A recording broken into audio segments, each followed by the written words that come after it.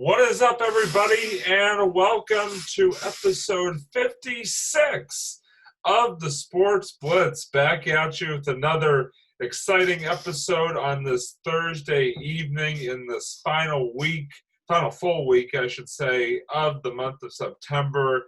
As always, I am Robbie, joined by Doug. Doug, how are you tonight, man? Doing very well, Robbie. Thank you very much. Very glad to be here. I can't believe it's episode number 56. Can't believe it. 5-6, baby. Yeah, it's pretty. Got some stuff to talk about, man. No, but hey, listen, if you're crawling out to hear our show, crawling out of the cave or under the rock, come on out, join us. Welcome. Yeah, we're here for you. Yeah. Hope you you might want to crawl back in after you're done listening, but definitely give us a listen in your 1 hour of outside time. All you get. Yeah. It's like Cave dweller. It's like what's it called? Like a maximum security prison. You only get 1 hour a day of rec time. This is Cave dweller thing. Yeah. Exactly. So tonight what we wanted to do to begin tonight's episode is kind of touch very, very briefly on a team that is mercifully wrapping up their shortened 2020 regular season, and that, my friends, is the Boston Red Sox. That Doug is rocking the heck, keeping up that Red Sox spirit. In honor of the Red Sox. I personally am wearing a winter shirt, which does not describe the 2020 Boston Red Sox, although they have actually been better the last week or two of the season, which better late than never, I guess. But mid-season form, baby. Seriously. But yeah, it is the final week of the season, and the Red Sox actually, as we sit here, are playing their final home game of the 2020 season against the Baltimore Orioles over at Fenway, and currently are losing 3-0, at least last time that I checked, to the Baltimore Orioles. So, Doug, I guess, again, I don't want to spend too much time on the Red Sox because, we're just going to lead to us being flustered and annoyed and all that good stuff, especially me. We're going to get flustered and annoyed. Especially me, yeah. Yeah, exactly.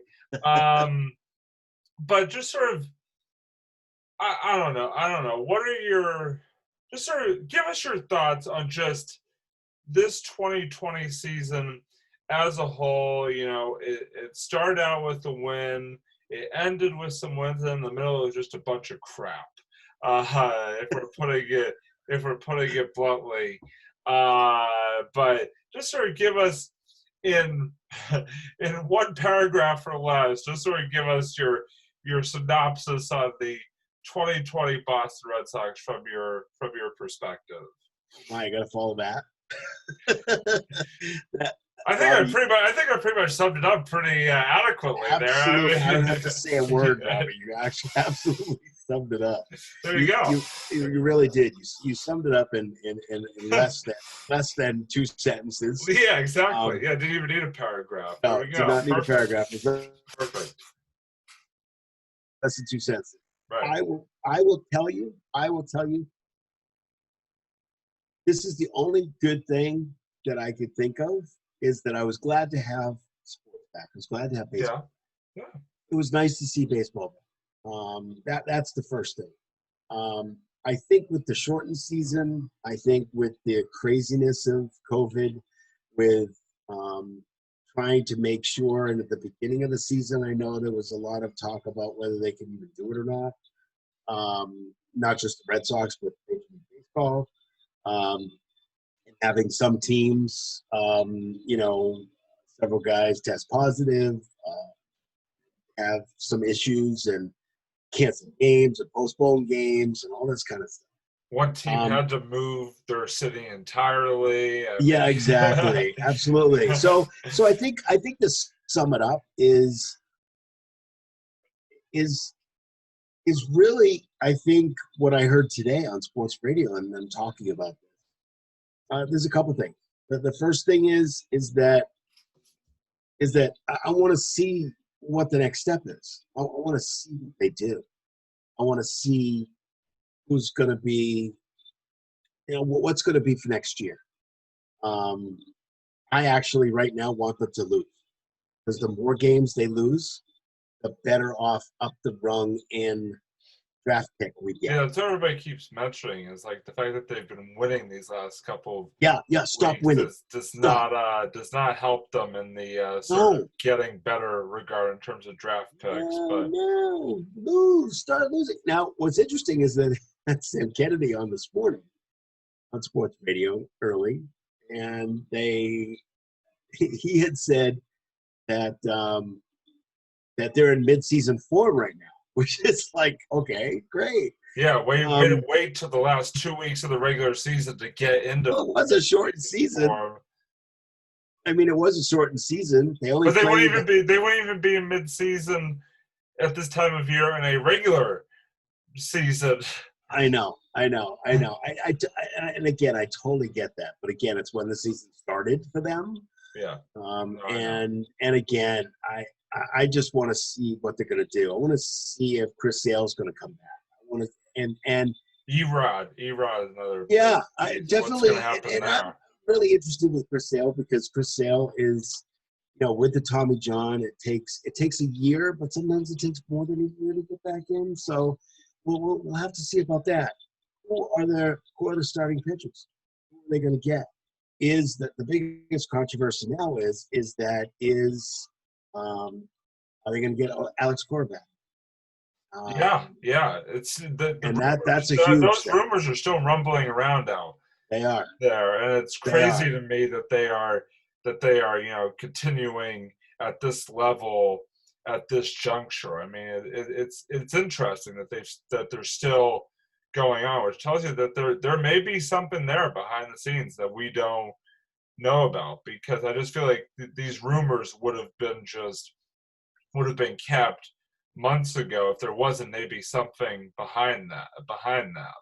Right. Well, it also depends on Chaim Bloom, whether he has his own manager that he wants to. I don't think Reneke's going to be the manager. I think he's a great bench coach, and he wouldn't mind going back to being a bench coach. But he got dealt the tough. I mean, he got dealt the tough. Of course, no, I'm not saying he was horrible. He didn't have a full season. He didn't have his full complement of players. Right. So Mookie Betts got traded. So you have all these. I think he did a fabulous job with what he had. You know what I'm saying? Oh, yeah. He didn't have a lot of. Yeah. He didn't have a lot. He made the best out of a bad situation. Exactly. Absolutely. No, you're right. So, you're right. Let me tell you, that's a manager. So as far as I'm concerned, he's not a bad manager. I'm not saying he's bad. I'm saying he was dealt a bad hand, and that's just the way it goes.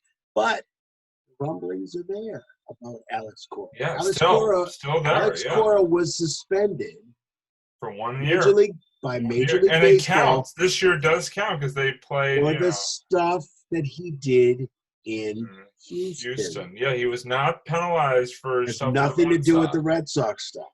Yeah. But if you saw when they parted ways, what did they say when the Red Sox parted ways with Alex Cora? It was mutual. Yes. Which means that there could be a mutual rekindling. That's correct. Yeah. What happened during that conversation? It was amicable, or whatever it was. Do your year, we'll reevaluate when your year is done. When our year is done. Yeah. When Major League Baseball is done, we'll reevaluate. Let me ask you. I'll give my take on this as well. Yeah. Would you want Alex Cora back as Red Sox manager? Would you take him back if that's in fact the road that they decided to go?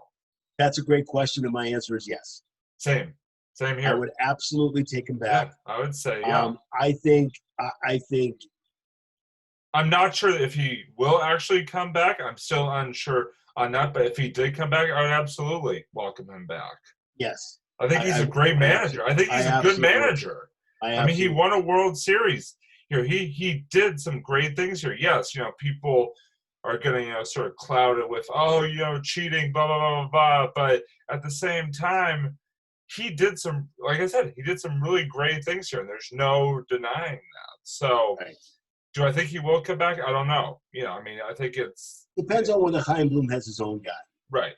And it's possible, when you have, new general managers, sometimes they have their own guy that and that's fine too. I'd be interested to find out if there was a guy that he was, or if he's got a guy and maybe he's, kind of weighing both kinds of situations.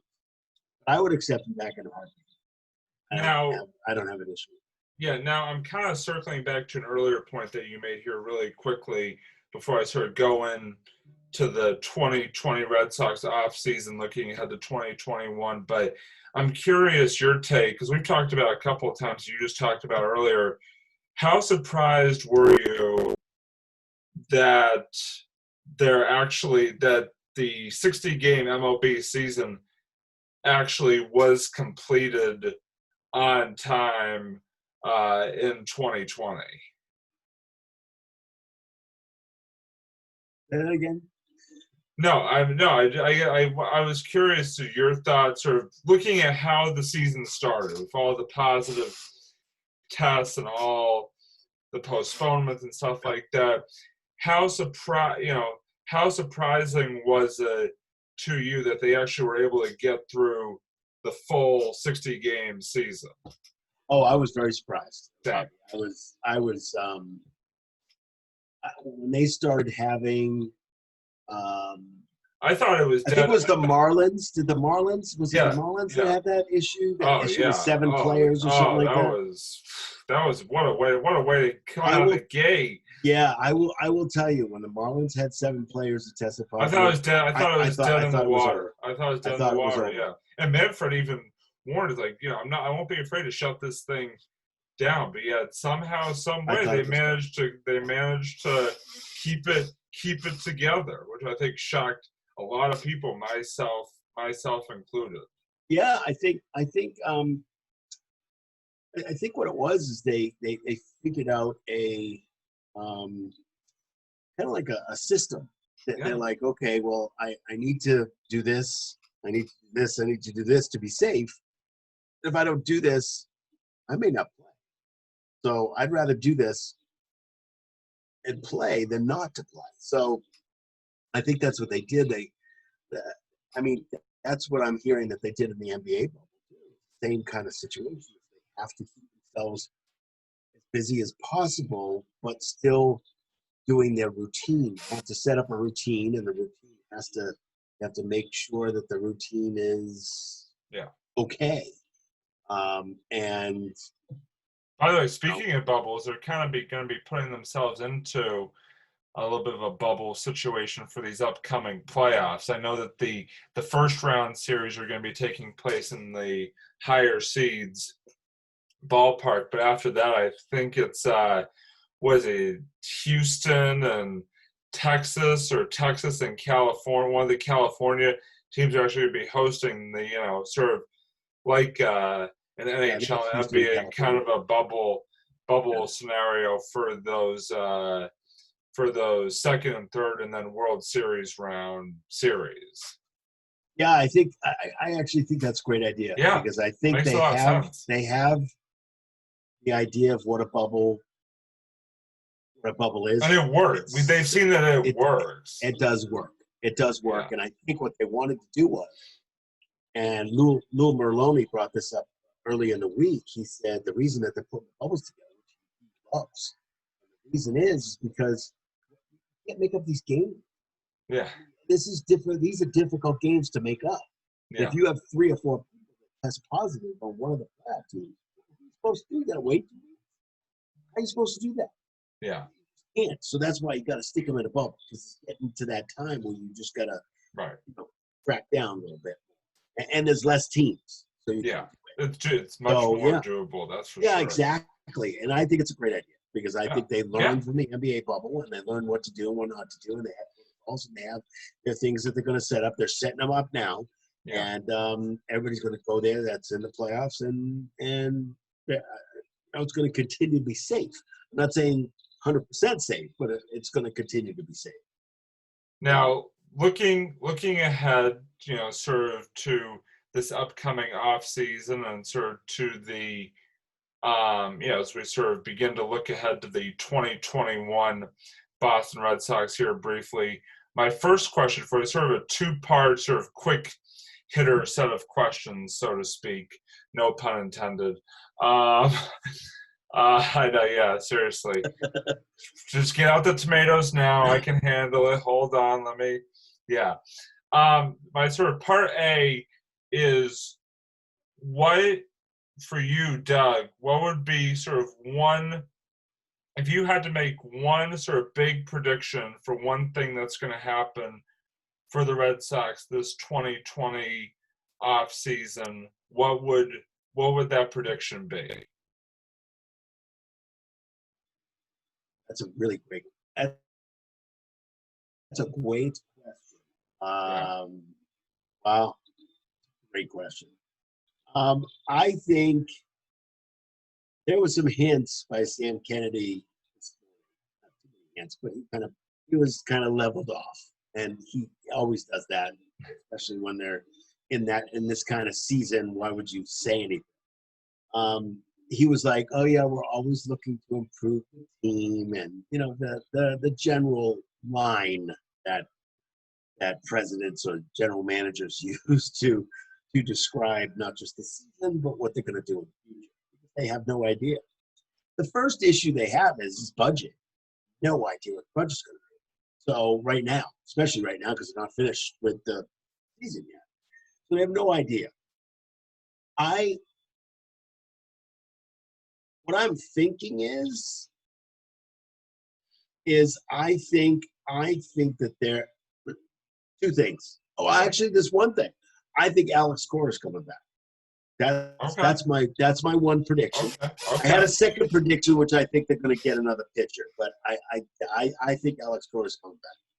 Well, it's interesting you say that because my one prediction was going to be kind of along those lines as well, and that is that I believe that there will be a new manager for the Red Sox in 2021. I don't necessarily know which way to sort of side on who it's going to be, but I do agree with you that I think as valiant of a job as Ron Renicky did with sort of what he was dealt for this 2020 season, I do think the Red Sox will make another managerial change as we head in to 2021. Again, don't know who that's going to be, but I do think that there will be some movement there for sure. So definitely on sort of the same page as you in that regard, in a sense. My other sort of question, sort of part B, is if you had a sort of wish list of three things for the Red Sox in this 2020 offseason, again, looking ahead to 2021, what would those items be? I think they would be the same three. I mean, no, I think they'd be the same three. I think it's pitching, more pitching. That's just valid. my personal That's opinion. very valid. I just more often than not when they announced who the was, unless it was somebody that I have already heard of, some AAA or mostly AAA or not even AA, but mostly a AAA guy that I've heard of. And not too many people that they picked up this year, which is not too many anyway. I had no idea who the heck he was. So to not know who the pitcher is, it makes sense because of the shortened season and because of injuries and because of this and that and the other thing. Right. I get it. But when I, turn on Joe Castig and all of a sudden he's like, I have no idea who this guy is. This is his all of the pitching stats. And he has no idea who the guy is. Then I get a little nervous. Get a little nervous about that. Maybe, so maybe, my thought is that I think I think there's going to be some guys coming back, which is going to help from injury. Sale being one of them, hopefully. They said that he's ahead of schedule right now, which is great. That's what Sam Kennedy said this morning, but there's no real timetable right this very second, except for the fact that he's ahead of schedule, which is good. But I just think pitching's the most thing. The other thing I thought about that came to my head as soon as you asked the question was trying to lock in some of these younger players. One of them being Devers. I just think that that's something that I think is so not necessarily positionally, but that's definitely pitching one and locking in somebody like Devers is, I think, super important, because I think on a winning team he would have a different attitude. And he had a different attitude on a winning team. So you know that. It was tough for all the guys. And it makes sense. Makes sense. It was a tough season. He's young, and he has to learn how to deal with those times that he's not going to hit the ball for full, that he's going to make errors in the field, like throwing the ball away, which is not necessarily like him to do something like that, except if his head's not in the game. So it's one of those things where I think definitely pitching, that's number one. Definitely lock up Devers. And I think the third will just be pitching for me. It really is. Yeah. I just think if you've got a solid pitching staff, I think the other thing is to really think about trying to get a closer. I know. You don't like Matt Barnes as the you and I have 12 discussions about Matt Barnes. We've had many a discussion. I can't stand Matt. I'm sure he's a perfectly nice fella, but I cannot stand Matt Barnes as a pitcher, or especially as a closer. I would like to find, like we found before, okay, a definitive closer, not somebody who's proven too, someone exactly capable. Not somebody's going to bring you from seventh inning to eighth inning. I don't need that. We need those people. We need those pitchers, but we don't need a closer to do that, unless we may need that. That's fine. But I'm not talking about the mid relief. I'm talking about finding an absolute closer that comes in the ninth inning, comes in the eighth inning even, and just throws bullets. Yeah, gets the job done. That's what it is. So that would be my third. Okay. That would be my third thought. Those three definitely. I'm in complete agreement with you. Well, I was just going to ask you what you thought. Yeah, no, I'm in complete agreement with you. I think sewing up the pitching situation,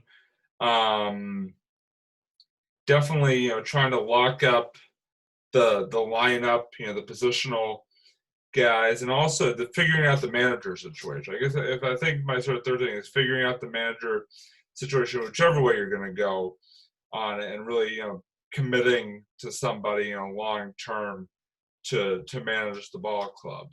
I think the pitching is the most important, though. I think the pitching is sort of the top list, because you saw how pitching just, crippled us this season. I mean, both starting and relief pitching. It was, it was not one or the other. It was both that just had consistent struggles. The only thing they were consistent about is that they were inconsistent. And it just was very, very tough to watch when it came to, this team, and, trying to get behind this team when, just every single night, you're down 4-0 before your team even comes to bat, or whatever the case may be. It's very frustrating. So definitely the top of the list is, like you said, is the pitching 100%.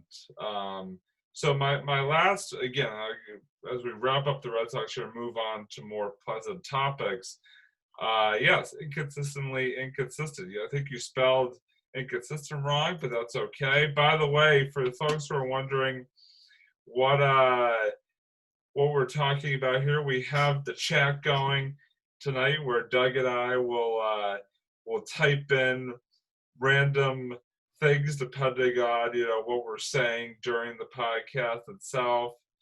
Robbie and I, like Doug just typed in Robbie and I, and so we will repeat those things during the broadcast. If you hear us just sort of saying random things, like I'm just going to type here random things, that is sort of what that is about. Repeat, yes. Repetitive repetition. So that was pretty good.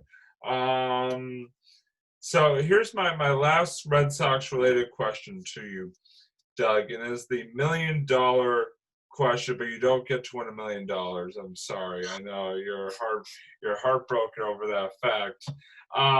Put it on the table, man, unless you're going to give it up. When the 2021 season begins next April, hopefully, who will be the number one starter for the 2021 Boston Red Sox? That's a good question. Number one starter.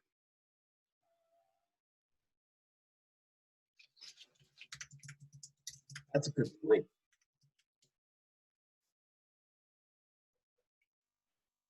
Got it. Not two, not three, but one. I think the number one starter is going to be. I think it's going to be Chris Sale. I think he's going to go out whether he has an arm or not.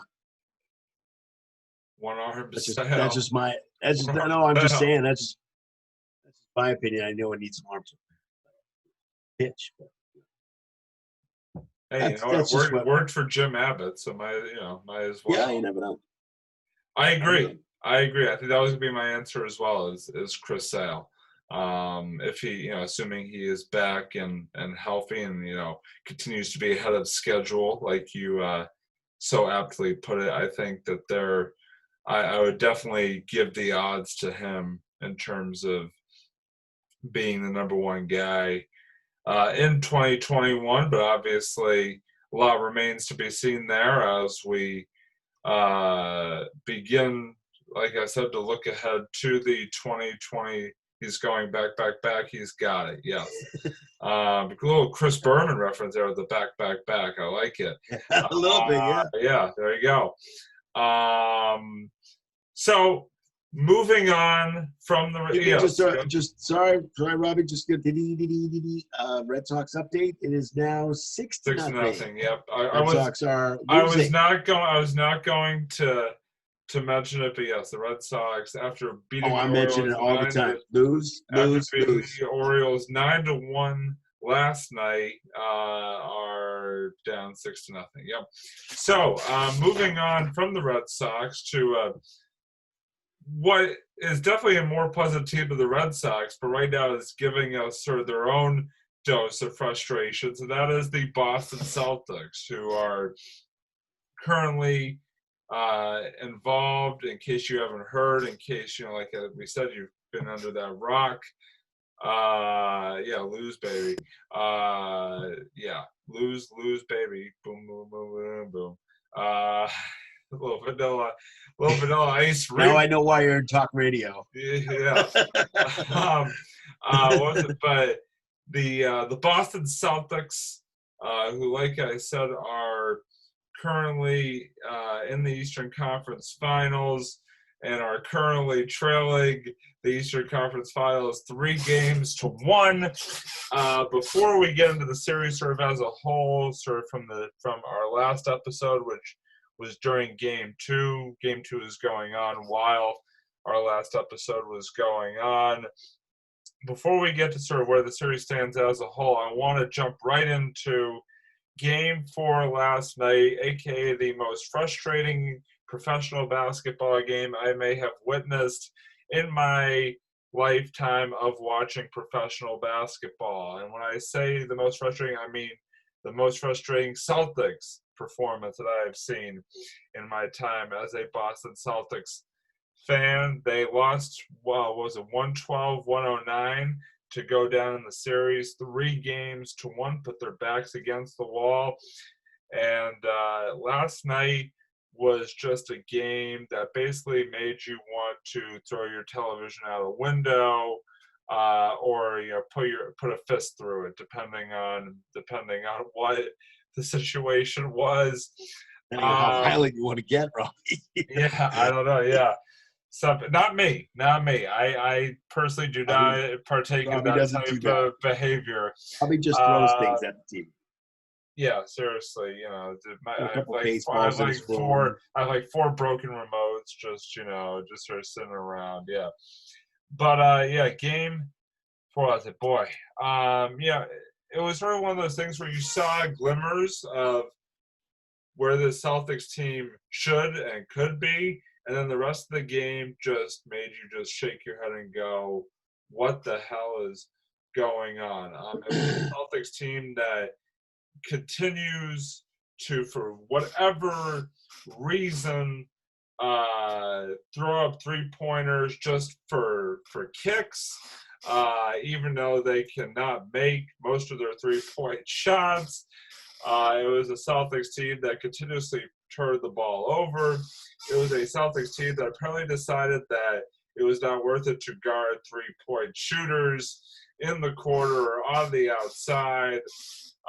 And it was a Celtics team that basically let Tyler Hero explode and turn into the next Peja Stojakovic from outside, deep reference, going for 37 points in the Heat's game for victory. And it was a tough one to watch, because they at times were really fought and clawed their way back into that game, and then right when they would get to sort of the precipice of completing the comeback, they would go back into the things that got them into that hole to begin with. Precipice. Yeah, I speak words. I went to the big word, Robbie. I went to the dictionary tonight. The thesaurus, it's kind of funny. I can say precipice without an issue, but apparently thesaurus is becoming a tongue twister. Is it becoming a problem? Yeah. Can't say the word thesaurus. Say that 3 times fast. Or don't. Probably better to not attempt that. But anyway, Doug, let me turn over to you. Your reaction to what was game 4 of the Celtics Heat series last night. No words. I'm shaking the head, man. That's what it is. Shaking the head. These guys don't know how to close. Don't know how to close there. Well, last night they didn't know how to start or close. I think, and I'm gonna throw this out there, because somebody just, I think, hit it right on the head this morning, right on there. And I think that the issue that they have is that, and it was actually Jermaine Wiggins who said it, which is unbelievable, because he's but it totally makes sense. And what makes sense is that when Michael Jordan was around and he won all those championships, he had a guy named Scottie Pippen. Yeah. Right? Scottie Pippen, very good player. Oh, yeah. In his own right. But they couldn't win without each other. It was very difficult. True. When Michael Jordan left, and then initially left and then came back, Scottie was pretty good, but there was no Michael Jordan. I have a feeling that Tatum and Brown and Marcus Smart a little bit less, but those 3 guys, and Kemba, they all want to be Michael Jordan. They don't want to be Scottie Pippen. So if they all want to be Michael Jordan, they're all looking to throw up threes and get them in and be the hero. You can't do that. You have to. In this particular sport, have to work as a team. Not that you don't have to work as a team in other sports. But what I'm saying is that you have to work as a team, and you have to make sure that you're doing the right thing. The other thing on the other side is that the Heat. This is like game one. Game one, they went into zone. Zone defense. Celtics can't handle the zone. Miami, Celtics cannot they should be handle. able to break the zone. It's not that difficult. They You just seemed have like to they were figure able to out- break it in game 3, but then for some reason in game 4 they went back to Exactly. their struggles with it. Exactly. And I don't really know why. I mean, there's no real answer to that question. And Brad Stevens is the only one that has the answer to the question. Now, do I think this is Brad Stevens' fault? No. Brad Stevens does not play in the game. That's the first thing. The second thing is that That'd be interesting to see. he comes out. No, that's true too. He comes. I think he comes. He's gotten them here, and he's gotten them here on purpose. And the issue is that they all want to be Michael Jordan. They can't be. They have to work together. Yeah. To win the game together. They can't be, oh, I'm taking the last shot. Oh, no, you should give it to Kemba. Give it to the guy who's hot shooting. Or you give it to a guy that they're not expecting, who also can shoot. It's interesting because at some points sometimes I feel like their problem is that they're too trigger happy, so to speak. But at other points, that's what I'm talking about. Exactly, and I agree. But I think at other points, sometimes they can actually be too passive, where they're just. It's driving me crazy that they'll be. It's almost like they don't know what they're doing. They're passing the ball, 3 or 4 times just around in circles, and it's like, what are you doing? Somebody shoot the damn ball. Or drive. Well, I don't understand. And you and I were texting. I think it was the first and second game. You and I were texting back and forth, I think. And we were talking about, I was saying, I'm constantly trying to figure out, and I know this game is different. Yeah, I understand. I get it. The issue is that if you're down by 10, what do you want to do? You want to drive into the basket, which, by the way, is Kemba's specialty. Exactly. Kemba's specialty, Brown's specialty. Tatum does it all the time. Yeah. Why aren't you trying to get fouls? Exactly. That's why are you shooting from outside? For at least the last 2 seasons, Doug, is that this Celtics team, we've been talking about this nonstop for the last at least 2 years, is that why don't you attack the basket? At the very least, draw some fouls. Get yourselves to the line. I mean, it's mind-boggling to me when they start settling for threes and start, they're going 3-on-1 down the floor, and Marcus Smart decides that he's going to stop and take a 3 from 6 feet behind the 3-point line. Attack the basket. Drive. Dish the ball off. Like I said, it is very, very frustrating when you see them do it. It's not like they haven't shown that they could do it. They've shown that they could do it many, many times. And so to see them demonstrate that ability and then not use it, it's like, what are you doing? Yeah. What are you doing? Why? Why is this happening? Bobby, this is fundamental basketball. Yeah. You and I could teach it's not necessarily the NBA. You and I could teach a team of 10-year-olds or 9-year-olds even how to attack the basket in a game, at the very least draw fouls. You're right, it's fundamental basketball. And I don't know what it is. Are they afraid just because they're smaller than other teams out there? Are they afraid of taking a chance? I don't get it. I just don't get it all. I haven't gotten it for the last 2 years. And this is why they cannot get up to the next level, is because they are not taking the chances that they need to win these big high-profile games. And it's infuriating because they can do it. Again, they are capable of doing it, more than capable of doing it. But they for whatever reason, they don't show that killer instinct when it comes to playing that type of basketball. Yeah, no, I'm dumbfounded. I don't understand it. And when they play in the way where they're driving to the basket, getting fouls, they're also shooting threes and some mid-range jumpers. They're doing all of that together, and they're playing D, and they got the whole game together. They win. They win the game. I don't understand why this is like. Again, Robbie's right. We've been talking about this for 2 years. And it's interesting because they came out in game 3 and, looked like a completely different team than we had seen in that series. They played, more of a complete game. They were attacking. They were making plays. They were able to close game 3, which was a welcome sight.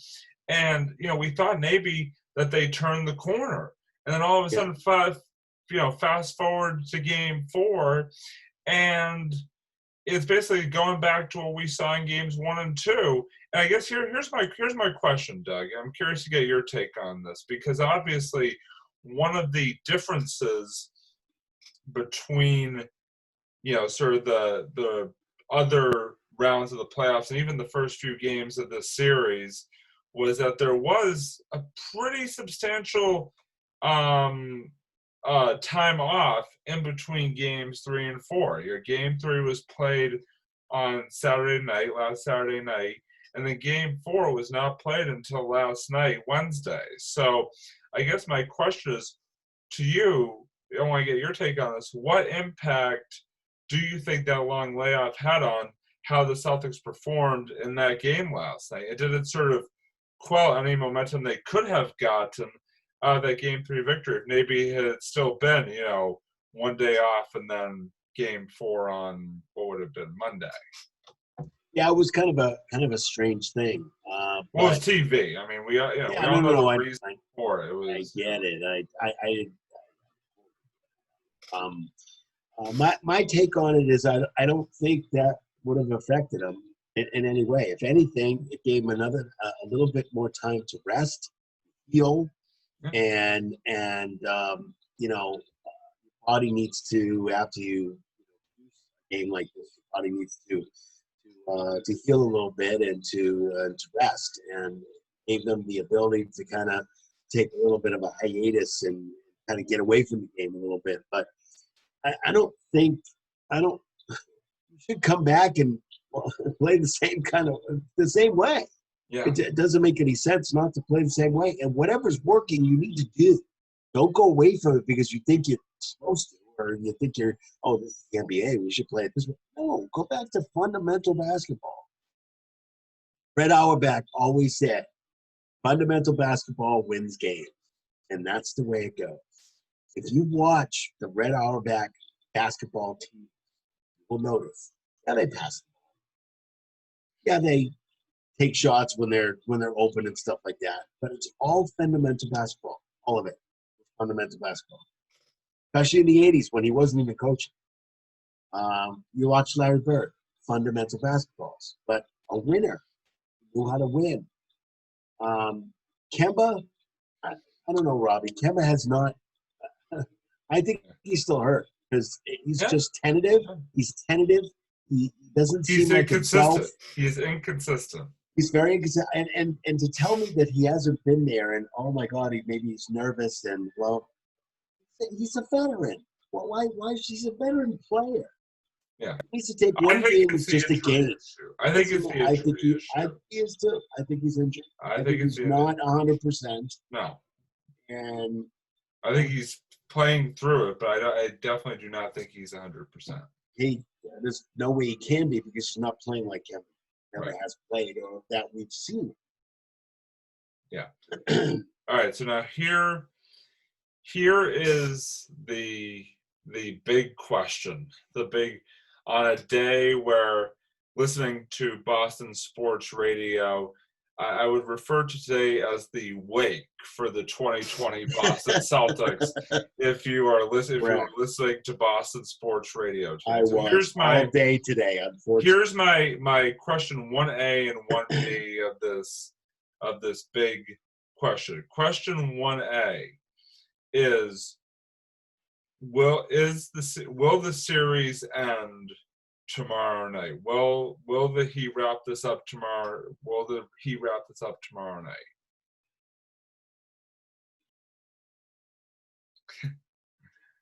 It's tough.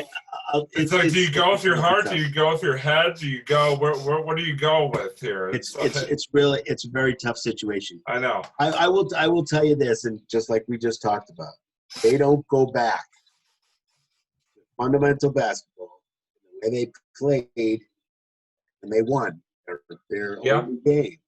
Yeah. If they play like game 3, they have a chance. If they play like game 4, it's over. Might as well close the coffin. It's done with. Absolutely. I hate to say it, but my heart, I want them to win. Oh yeah.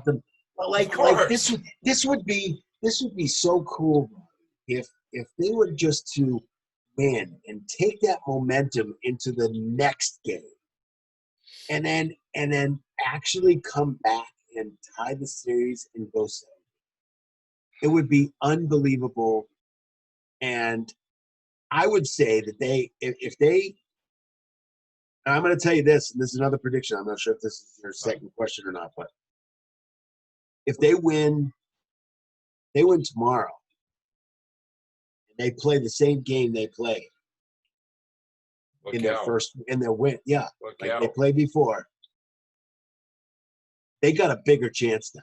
And I think that's why it's so hard for me to, give up hope, is because I know what this team is capable of. And I know that on paper they are better than the Miami Heat. And so I think they are better than. That's why I'm holding on to even just the littlest sliver of hope that they can make a comeback in the series. Because I feel like if any team is going to do it against an opponent, it's this Celtics team against this Heat team. But you're right. They have to revert back the way they played in Game 3. Because if they don't do that, then you might as well call it a day. I totally agree with that. I totally agree with that. Like I said, and in Game 3, they didn't win by a couple points. Game 3 was 117-106. Right. Okay, that was a big win. Right. That was a big win. That wasn't like a couple points and it came down to last, and they didn't go into overtime. So that's why, unlike the Bruins, I am not quick to call this series over, even though it's 3-1. But it's going to be very tough. There's no question. I mean, basically, your back is against the wall every single game from here on out. And Robbie, you have to admit, it was just a matter of time where Tyler Herro just freaking went out of his mind. Oh yeah, that was amazing. Played out of his mind. It was an amazing performance. Unbelievable. Out of his mind. Totally crazy. So here's the only part, other. Oh, sorry. Yeah, no, I know. I was just going to say the only other. And I don't want to say the guy's name wrong. The only other issue is that there's a possible hand injury for their center. Adebayo. Yeah, but I think Spoelstra. I think what I heard this evening was that Spoelstra said he's going to be okay to go tomorrow. But again, will that be a factor in how he plays? It remains the question. Did he tweak it, and can he tweak it again? Right. Or is he, or was just a minor something? So the second part of my question though was, and again, this is a hard one to answer. I know, because again, do you go for your heart or do you go for your head or do you go for your heart here? Charlie, I'm misidentifying body parts, but we're just gonna roll right past that one. Depends on where your heart is, man. Yeah. Maybe it's in your head. Sometimes it feels up here, I don't know.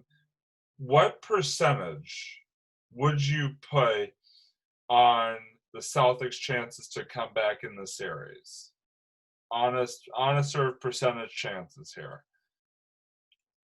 Again, it's tough. I get it. Believe me, it's tough for me too because again, it's sort of what do you listen to? I'm going to tell you the first number that came to my head, and then I'm going to tell you the number that I think it is. The first number that came to my head is 40. Okay. But I think reality, I give him a 50%. And I think that's high. I hate to say this because again, it's sort of I'm going to throw out my head number, even though my heart obviously my head number is 30.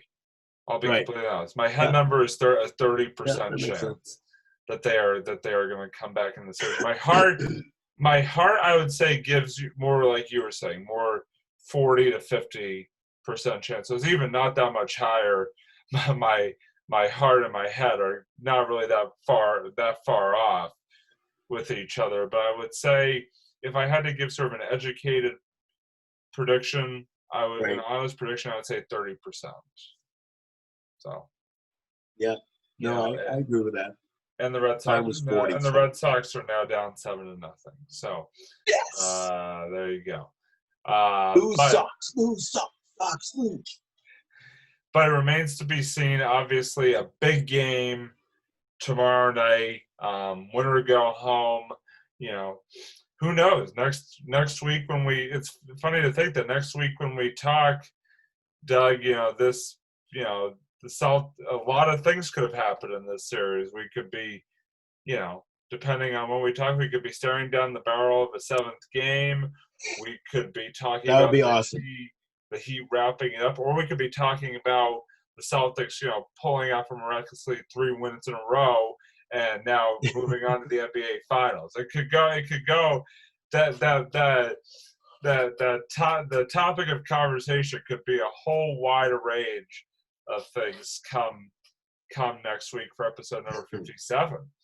Tomorrow we'll see. We shall see. One game at a time, as Bill Belichick always famously says. And speaking of Bill, he doesn't say a lot, but he does say that. Speaking of Bill Belichick, I kind of touched. Hey, I'm moving on. I'm moving We're on to Sunday. On to Las Vegas. Yeah. But speaking of Bill Belichick, and again, I kind of threw that in there for the segue itself. The New England Patriots, we talked last week after their opening week victory against the Miami Dolphins. And then last week, the Patriots went on the road. And you and I both said, Doug, before that Seattle game, that we would be a bit surprised if the Patriots were to come out and pull out a victory. Now, they did not come and pull out a victory, unfortunately. They did fall 35-30. However, I think you could honestly say that the team showed that team and the way they played and the way they stayed right with Seattle right up to the very play. Exactly. However, that they showed a lot in the positive in a loss. I know there's not, as we were talking about off air, there's not, necessarily 8-0 Baltimore. There's not necessarily a good loss, so to speak. But I think that you can be shown a lot about a team positively, even in a loss. And I think, honestly, the Patriots showed that. I was very impressed with the way that team, fought and battled in that game. And the fact that, they were basically 1 yard away from pulling out a victory in Seattle on Sunday night, which honestly, if you had told me that at the beginning of the week, I would have, first of all, said, I'll take it, and secondly, thought you were a crazy person because I'll be completely honest that my head did not expect that at all heading into that week 2 matchup. But I guess I kind of want to start there, Doug, is just overall takeaways from what was a thriller and Sunday Night Football Sunday night in Seattle. I'll tell you, Robbie, I was pleasantly surprised. Yeah. I did not think, I didn't really know what to think, but I didn't think, knowing Seattle and knowing how good a team they are, especially defensively, I had no idea that the game was going to turn out to be the way it turned out. You're right, they did lose. Came up to the last minute. But By the way, we're gonna get to the play calling here in just a minute, but yeah, I'm sure. I'll let you finish. I'm sure. But I think it was an incredible game. It was an incredible game. Oh yeah. And I know I was on the edge of my seat. I know it was a loss, and I totally get that. But I'll tell you, if you could. And again, Cam Newton said even today, he said a loss is a loss. It doesn't matter how many yards you throw. It doesn't matter how many yards you run. It doesn't matter how many yards your receivers get. It doesn't matter about anything. The only thing that matters is win or lose. And they lost, and they take it as a loss. And I get that. But there were so many positives that came out of that game. Absolutely right. So many positives about Cam Newton throwing the ball. So many positives about he's making this into a totally different experience than I thought it was going to be. Yeah. I didn't really have too many expectations, except for the fact that I knew he was just hurt. You know, he's a little bit older, and I thought he was going to come in with some swag. To use some crazy term. A little bit of a chip. No, I just meant, I knew that. I knew there was going to be a chip. I knew that there was going to be that. But I didn't know that there was going to be, I thought that it was going to be, yeah, I'm great, I'm cool, I'm going to do this, and all of a sudden he falters. He hasn't done that at all. He has stayed level. Even when he speaks, he's staying level. I heard him speak today. He's very level-headed. Yeah. He knows what he's talking about. He knows what he's saying. Interestingly enough, they actually asked him a question, which makes sense. The question makes sense. Is whether he thinks that they should, add a receiver. And he said, my receivers are in the locker room. We got Edelman. We got Myers. Harry. We got Harry. And we got Demarius Byrd. They're in the locker room. And that's all I know. Tight ends too. That's all. He didn't even mention them. Didn't have to. What he said is those guys are in the locker room. That's all he knows. That's it. He's not gonna crap all over him. Yeah. He's gonna support him because that's something that the other quarterback that was here didn't do the last few years. Just didn't. And I'm not bad-mouthing Brady. Brady's obviously he's here for 20 years. Love Tom Brady, but he's gone. So now we can think about other things. That's the first thing. I don't dwell on the fact that he's gone. I certainly don't. Yeah. The issue is that Cam Newton's come in and adds a different dimension to the team. I think the team's having fun. Yeah. I think the team's having success even in losses. And I know they don't look at that. They look at the loss or win. I get it. But I don't look at it as a fan that way. I look at it as, holy crap, we must beat Seattle. Yeah. Oh, my God. We actually might even have a chance here. Yeah, it's like, holy crap, we actually are. We beat one of the best teams in the league in the NFC. I mean, in the NFC. I mean, we beat one of the best teams in the league. Holy crap, we may be better than I thought we were going to be this year. Exactly. So that's really what my take is. And yeah, just an incredible performance, even in the loss. And we can talk about that because we're not. We're fans. We're not. We're not players or coaches. We're not playing. Yeah. So, and we're not playing. We're not coaching. But I understand what they're talking about. Yeah. Losses, but But if you look at how they played, how close they were to that game, it was exciting. I have not seen exciting football for a little I'm while. not exceed. I've not seen exciting in a long time. That's what I'm saying. No, hey, listen. In all seriousness, And that's how you spell it too. I am in 100% agree. Exactly. I'm in 100% agreement with you. And the thing that impressed me most about Cam from week 1 to week 2 was his throwing.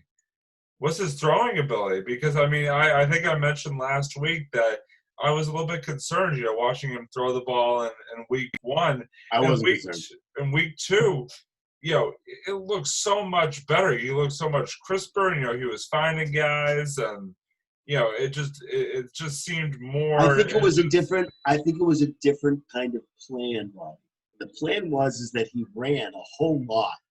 They definitely wanted to. He didn't throw the ball that much in the first game. That's why you didn't see a lot. They definitely wanted to control his running. When he threw the ball to Edelman on the side, on the side, doing a little out, it was fine. He hit his man. Even the deep balls. Ryan Izzo, a great example. A pass to Ryan Izzo in the first game.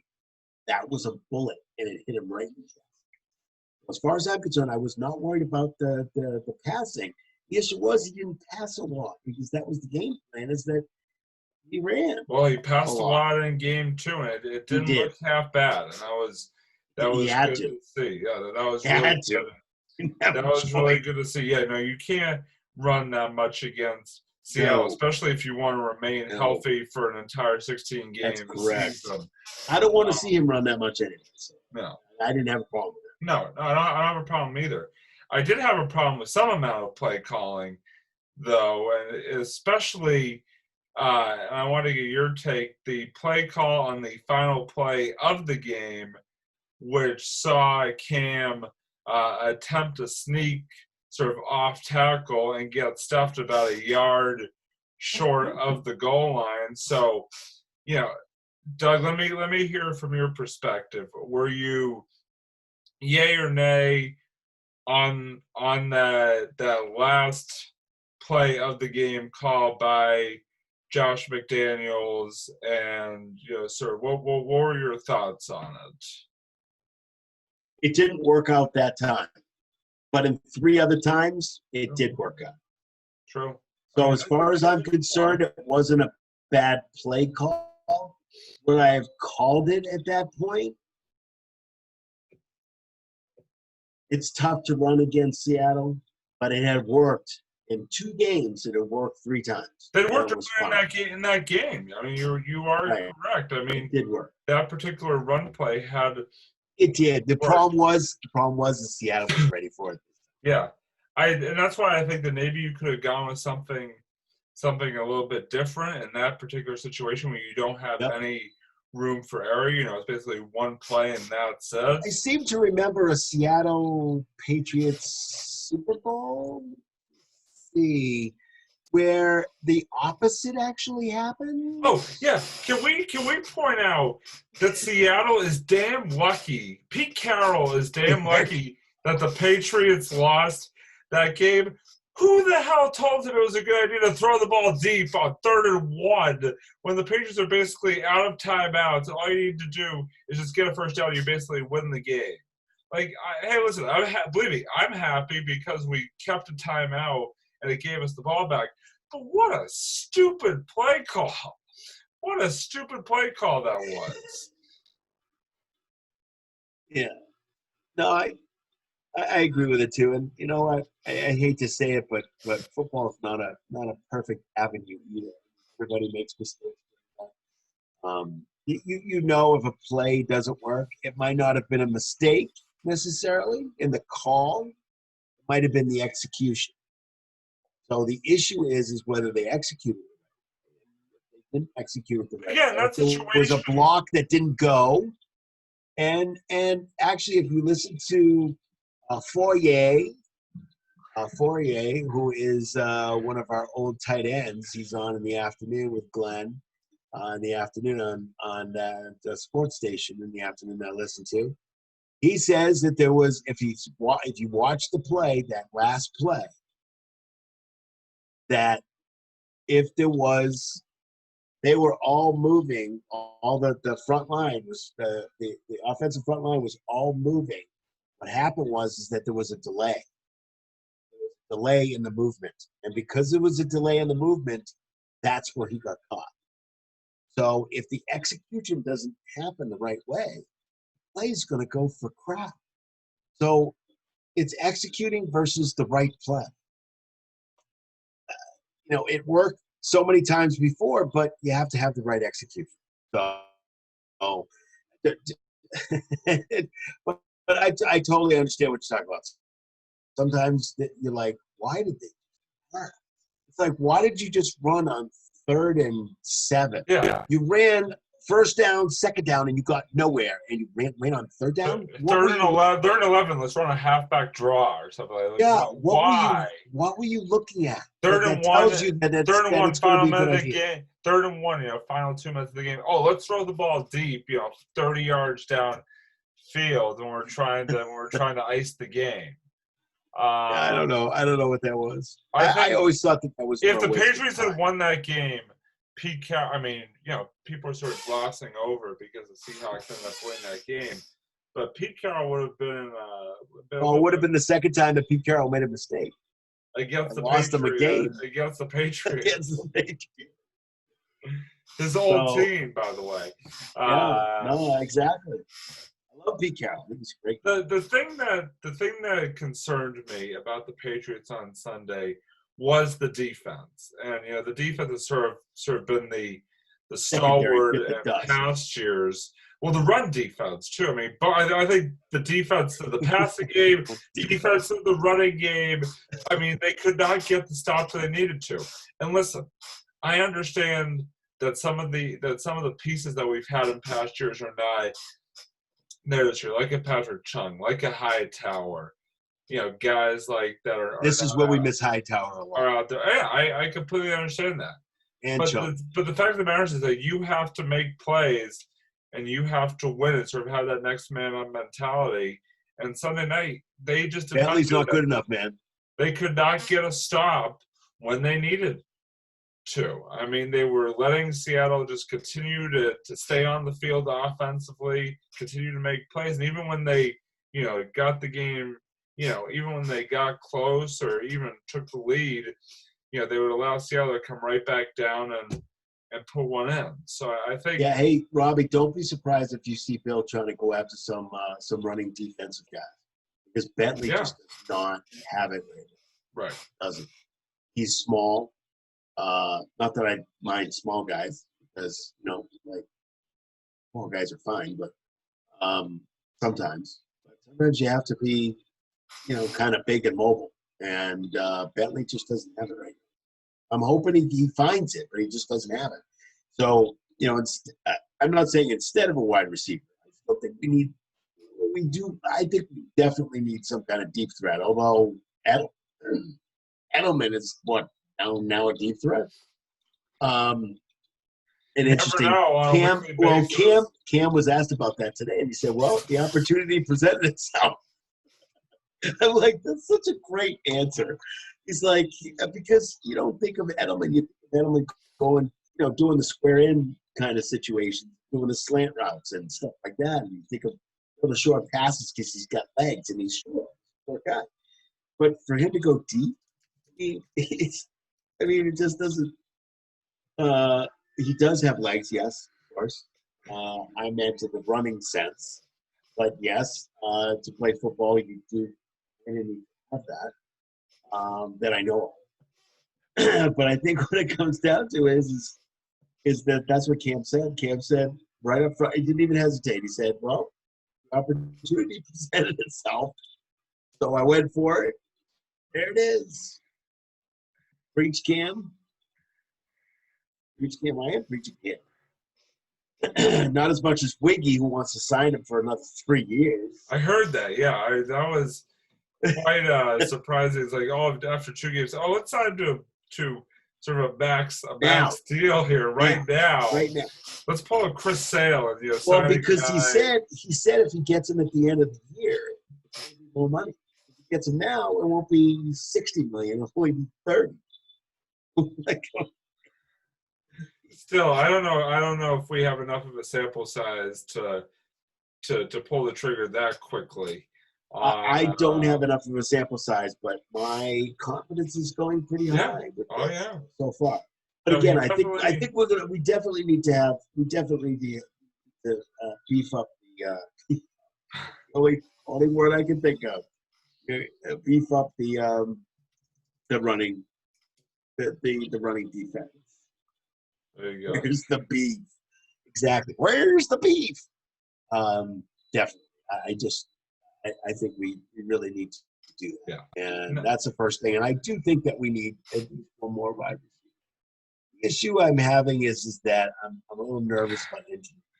And there's really nobody else. Yeah. So I'm You not confident. You cannot afford to lose any receivers injury. And I'm not confident in our tight ends because we have two that are rookies. Unproven. Yeah, and they're unproven. The others are unproven. So I'm not 100%. And I think there'll be a couple guys out there that they may be looking at. Now, very quickly, do you think the Pats beat the 2-0 Vegas Raiders this weekend? What are your thoughts heading into that one? It's another tough one. Yeah. They're At home, very well. It is a home game, so that's of course with no fans. It doesn't really. Okay, without fans. Okay, not much of a home field advantage. Although I don't know how somehow they managed to make Seattle sound as loud as it would be with fans, without fans on Sunday night. It was wild. They could do it. They could do it. I actually think they have a really good chance. I think just the way they're playing. They have as good chance as any, I feel like. Yeah. I definitely think they could do it. Are they gonna win by, 4 touchdowns? No, definitely not. No, I think that the way they're coached, I love their coach. I think he's awesome. I just don't think that they. I think they'll win the game, but I think it's going to be closer than everybody thinks. Yeah, no, I agree. I think it's going to be very interesting to see. Again, another sort of telling game to which way this 2020 Pat season is going to go. Well, the other issue I have is that they got to do something about the run defense because I'll tell you that I can't remember the guy's name. Sorry, the running back. Marshawn Lynch. Ooh. Was Marshawn Lynch on the Raiders? Oh, I thought he still was. I don't know. No, he might be, but it's not him that's running. No, you're right. I don't know. Yeah, I don't follow the Raiders that often. So I was going to look them up, but I decided. Anyway, we just got to find some run defense there because if we don't. Gonna have to go perusing down Route 1 there, into Rentham or into Walpole, and just get. Hey, you can you Bobby play does run? that. Can you play run defense? All right, let's sign you up. Yeah, Robbie does it. It's funny though. Again, sort of behind the scenes thing here. It's funny to see you point that direction towards me because on my screen it looks like you're pointing the complete opposite way. But I realize that for you, the opposite. For you, so if I point this way, that's you, right? On my screen, yes. Yeah, on your screen. Okay, so I'll point that way from now on. But on my screen, if I point this way, my screen, it's that way. because like when you're looking at it, if I'm pointing this way, I'm pointing at you. If I'm pointing this way, I'm sorry. I was pointing at you on my screen this way, but I need to be pointing that way. I know. We're just going down. Freaks me out, man. I always freak you out. That's my Zoom does, not you. Oh, well, I do too, but that's a whole different. So do you think that they have a chance to win on? Oh yeah. I'm glad. I'm just glad it's a 1:00 game. Oh yeah. Oh, those No, I think 8:30 games are killers. I think they have a really good chance. I really do. I think they have a good chance of winning on Cool. Sunday. I mean, I think it's gonna be a close game. Like you said, I think it's gonna be Yeah, I closer think it's than gonna the be. experts predict, and it's gonna Yeah. be fun to again. It's fun to watch them. It's been fun to watch these first 2 weeks. You're watching these sort of new wrinkles that they've been able to Did throw in. not expect this at all. I No, expected them no. to That's what I'm saying. Like absolutely this go is under the ground and not come out again. And they have not done that at all. So fun to watch. they have risen. Actually, more fun because you don't really know what Cam's going to do. No. What I like is that he did get out of a couple of situations. Yeah. He did either run or just kind of float the ball, out to either Burkhead or. I just thought that that's stuff that he was doing. He can get away, which I love. Brady would have just been, his typical sacked. He runs a little bit, but not too much. You don't want Brady running too much. Not that I want Cam running that much, but still, at least I know that if Cam's running, at least I know that he's a running quarterback. He's used to doing it. I know Brady is not used to doing that, but if he has to, he will. So it's a different kind of atmosphere. You want to know what the next thing he's going to do. You want to know what he's going to do. You want to see it. Much different dynamic. I'm loving it so far. I'm loving the Cam Newton experience. Absolutely. So far, without a doubt. Experience. The Cam Newton experience. That's right. It's like it sounds like a ride you'd see like Six Flags or something like that. The Cam Newton experience. Cam Newton experience. You ride around and you'd be a defender. You ride and then you run and then you ride and run. You have to be a defender. Just try to figure out where he's going. Exactly. But yeah, definitely should be interesting to see how the Pats are turning around on Sunday, and again, another very telling game coming up against, like I said, a 2-0 Raider team. So remains to be seen what's going to happen there. So we are now going to begin to sort of wrap things up on episode number 56 with our favorite segment. Well, actually, no, it's our favorite, but it definitely is up there.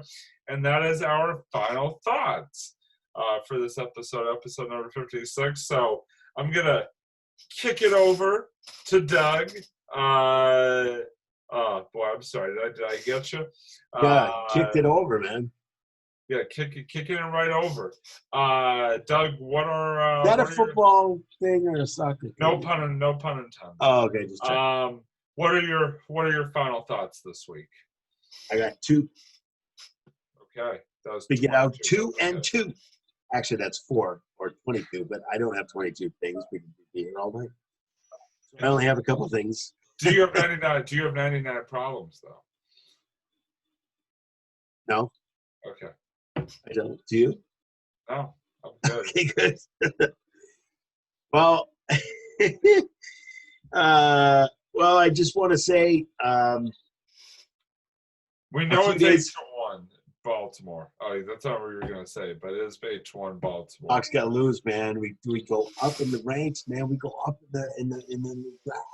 Let's winning, winners. We're not really no winners. No, lose. I don't want to pick 8. I want to pick 2. Second pick. Anyway, continue. Anyway, I just wanted to say that the NFL lost a Pro Hall of Famer this past week. The legendary Bears running back Yale Sayers passed away. He was 77 years old. If you want to see one of the best, you have to see the original because it was remade. But if you want to see one of the best football movies ever made, and it's the Yale Sayers story, basically, kind of how he it's a guy named Piccolo, who is very, and it's around the time where it's a good time to see it, because it's around the time where tensions between white players and African American players were kind of crazy, and that kind of thing. But you find out very quickly that these two guys become friends, and I'm not going It's to tell you called anything else. Brian's Song. Called Brian's Song. The original Brian Song Yeah. is the one you have to see, not the remake. I have not seen the remake. I don't like remakes, so I don't typically see them anyway. But the original Brian Song remake, the original Brian Song is a great, one of the classic football movies of its day and of today. Awesome. But again, condolences out to the Sayers family. Just, I can't imagine what kind of football player he would actually be if he didn't. He had really bad knees, but he was an amazing running back. You have to go to YouTube and just and YouTube Gale Sayers and just watch him run.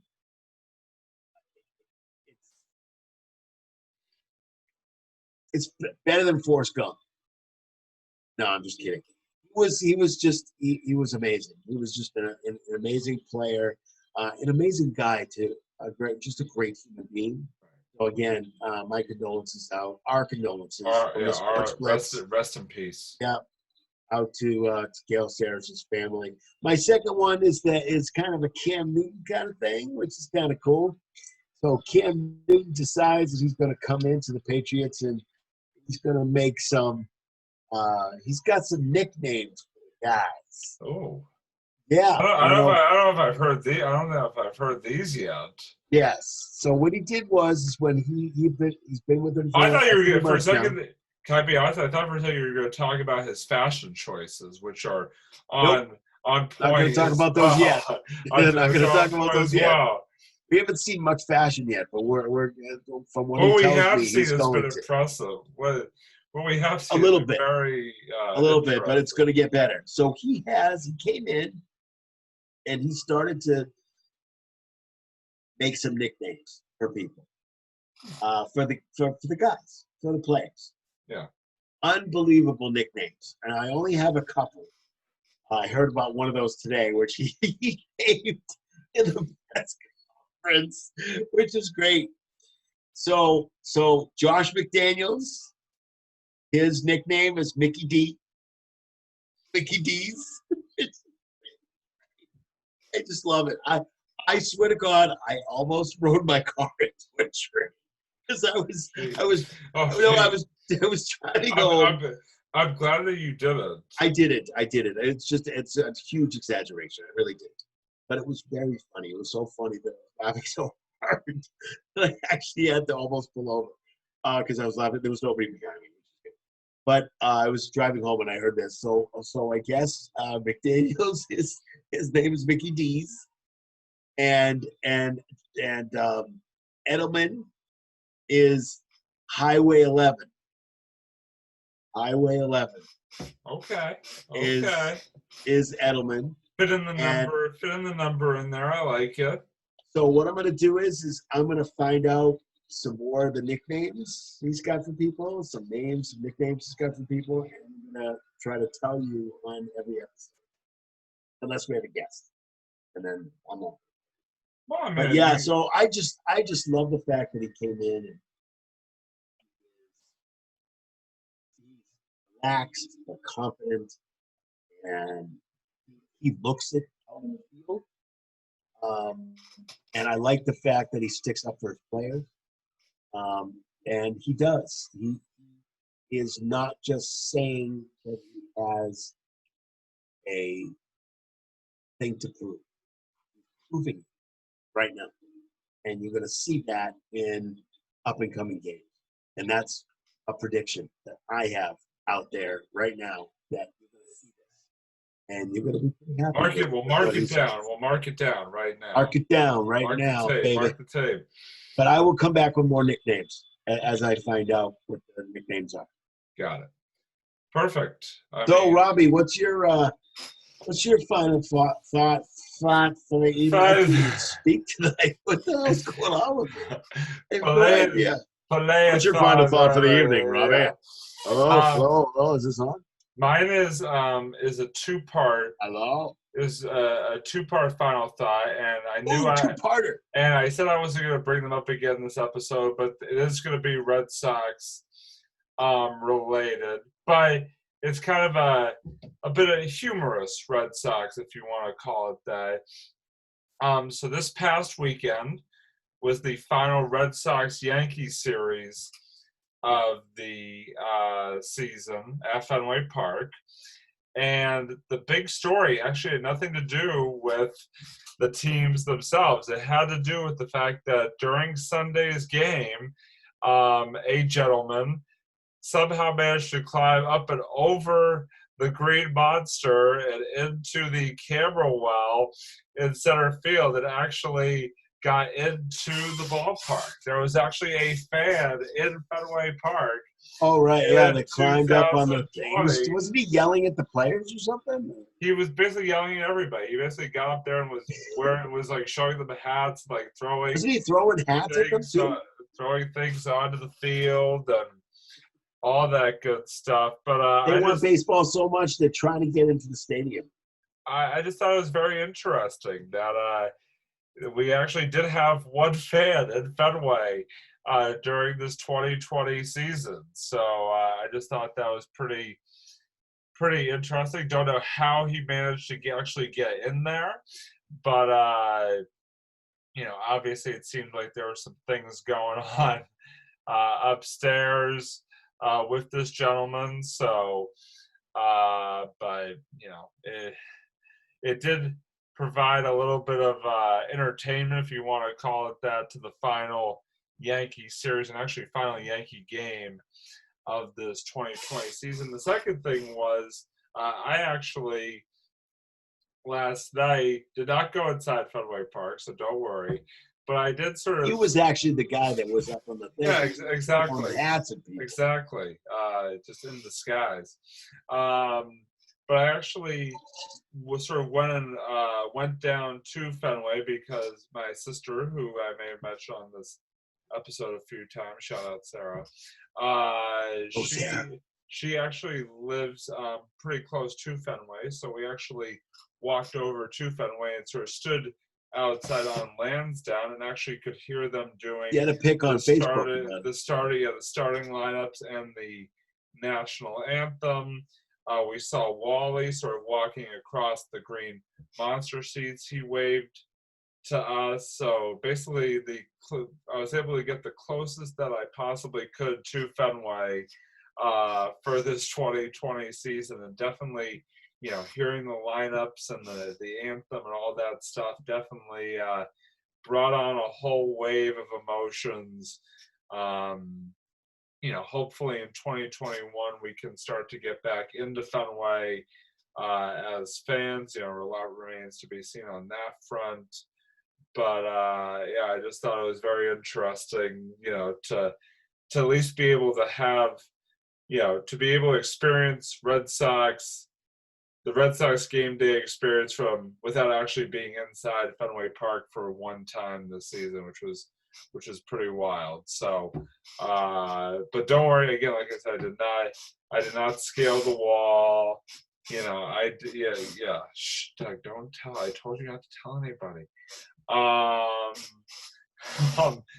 But and then to see Wally, not have Wally actually wave at us from the monster was pretty wild as well. It's sort of perfect timing there. But that's sort of just what I got. That sort of wanted to throw it in there. Yeah, champions. Definitely not this year.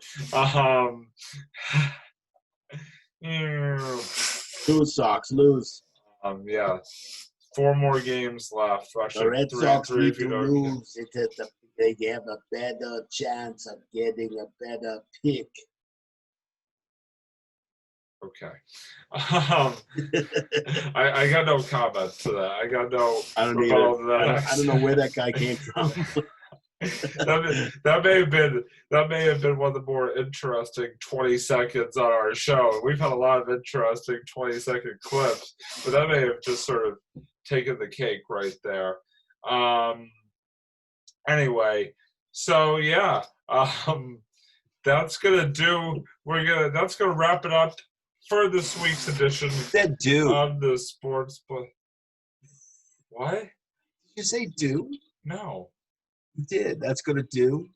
That's going to do it for this Oh, week's you didn't edition. say the it. You just I said did do. say the it. I did say the Okay. it. You need to listen. Check it out. Check it You out. need to put your listening ears on. I have my listening ears on. That's why I mentioned it.